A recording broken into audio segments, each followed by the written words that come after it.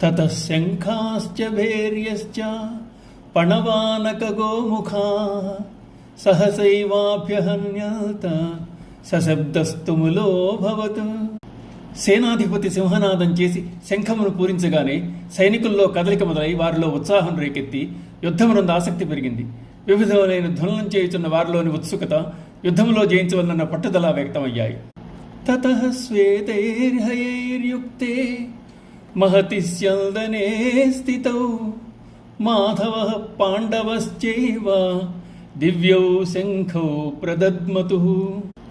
తదుపరి తెల్లని గుర్రములను పూంచిన రథంపై ఆసీనులైన కృష్ణార్జునులు తమ దివ్య శంఖములను పూరించారు. అగ్నిదేవుడు ఖాండవనమును దహించే సందర్భంలో కృష్ణార్జునుడు సహాయం అర్థించాడు.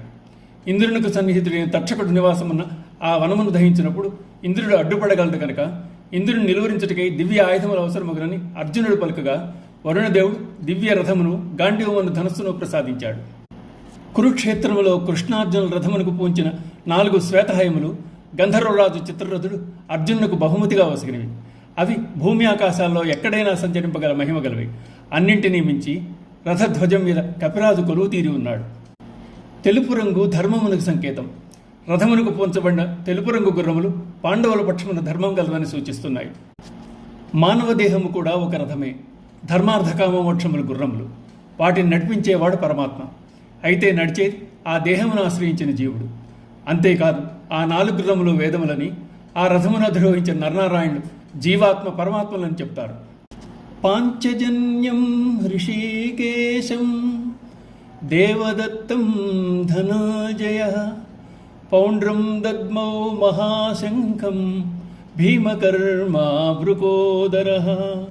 శ్రీకృష్ణుడు పాంచజన్యమును, అర్జునుడు దేవదత్తమును, అరివీర భయంకరుడైన భీముడు పౌండ్రమును శంఖమును పూరించారు.